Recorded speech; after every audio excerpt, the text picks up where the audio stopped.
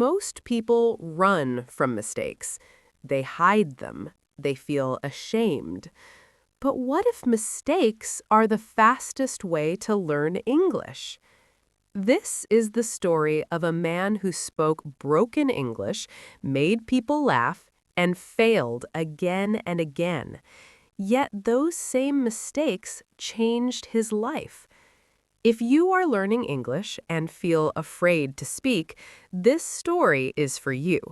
Listen till the end, and don't forget to like, subscribe, and share this story with someone who needs courage today. The story begins. Ahmed Hassan was 30 years old and lived in Alexandria, Egypt. He worked at a small travel office near the sea. Tourists came every day from Europe, Asia, and America. Ahmed could read English a little. He could write simple emails. But speaking? That was his biggest fear. When tourists spoke fast, his mind went blank.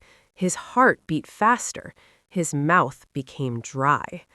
So Ahmed did what many learners do. He stayed quiet. At work, he avoided conversations. He pointed instead of speaking. He smiled and nodded, hoping people would understand. Inside, he felt angry with himself. I studied English for years, he thought. Why can't I speak? The first big mistake. One hot afternoon, a tourist named Mark came into the office. I want to book a boat trip for tomorrow, Mark said. Ahmed panicked. He understood the words, but his fear took control. Yes, boat tomorrow, Ahmed replied. Mark smiled. Great. Morning or evening? Ahmed heard morning, but his brain froze on evening. Evening, Ahmed said quickly. The next day, Mark arrived at 9 a.m. There is no boat, Ahmed said nervously. But you said morning yesterday, Mark replied, confused. Ahmed's face burned. Other staff members looked at him. His manager, Mahmoud, fixed the problem, but later Mahmoud spoke to Ahmed. You must speak more clearly, Mahmoud said kindly. Mistakes are okay, but silence is worse.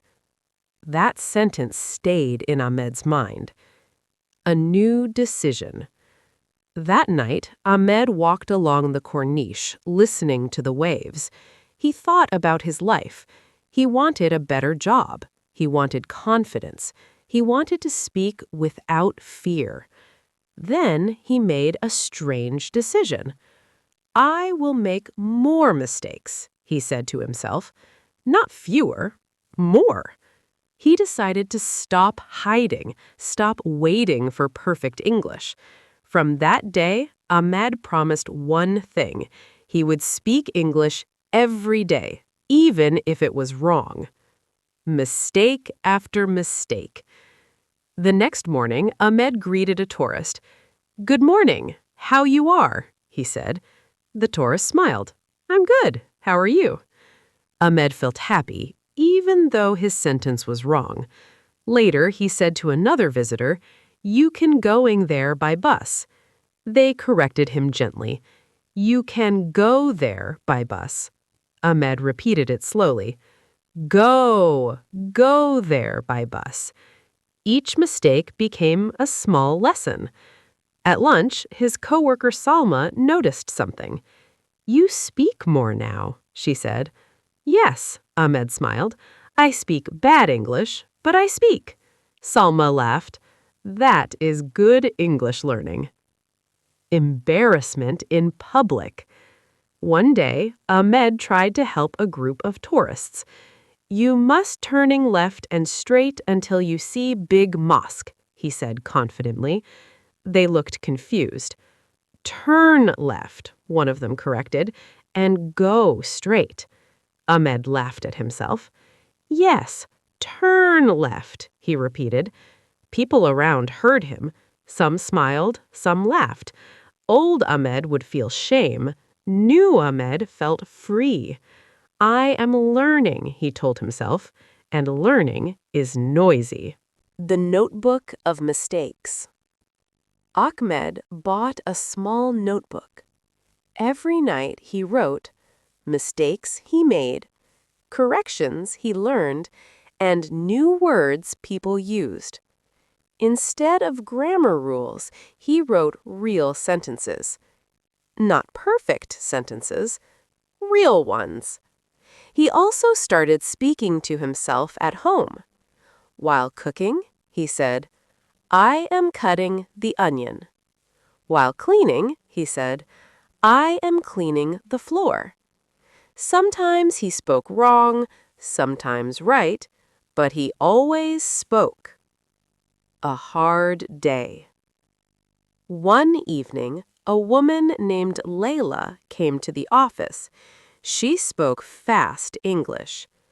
Ahmed tried to help, but he couldn't understand her question. I'm sorry, can you say again slowly? He asked. She repeated, but Ahmed still didn't understand. Layla sighed. Never mind, she said, and walked away. Ahmed felt the old pain again. He felt small. That night, he almost quit his promise, but then he opened his notebook. He saw how far he had come. He remembered Mahmoud's words, mistakes are okay. So Ahmed wrote one more line. Today I failed. Tomorrow I speak again. A turning point. Months passed. Ahmed's English was still not perfect, but something changed. He was faster, clearer, braver. One day, a new tourist arrived, Emma from Canada. She asked many questions. Ahmed answered calmly, sometimes wrong, sometimes right, but he didn't stop. After 15 minutes, Emma smiled. Your English is good, she said. Ahmed laughed. No, my English is brave. Emma laughed too. That moment felt bigger than any exam score. The big opportunity. One morning, Mahmoud called Ahmed into his office. We need someone to guide a small tourist group tomorrow, Mahmoud said. Their guide canceled. Ahmed's heart jumped. Me? He asked. Yes, Mahmoud said. You speak, you try. That is enough. Ahmed was scared, but excited. The next day, he stood in front of 6 tourists. Hello, everyone, he began. My name is Ahmed. My English is not perfect, but my heart is. They smiled. As he spoke, he made mistakes. He corrected himself. He laughed. The tourists listened. They asked questions. He answered. At the end, they clapped. You did great, one of them said. Ahmed felt something new. Pride. The lesson.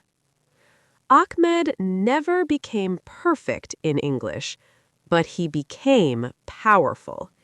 He learned that silence blocks learning. Mistakes open doors. Every error was a teacher. Every correction was a gift. English stopped being a test. It became a tool. If you are learning English, remember Ahmed. He didn't wait to be ready. He didn't wait to be perfect. He spoke first. He failed loudly, and he learned faster. Mistakes are not your enemy. They are your teachers. So speak today, even if it's wrong, especially if it's wrong. If this story helped you feel braver, like this video. Subscribe for more English learning stories, and share this with someone who is afraid to speak. Your mistakes might just be your stepping stones. See you in the next story.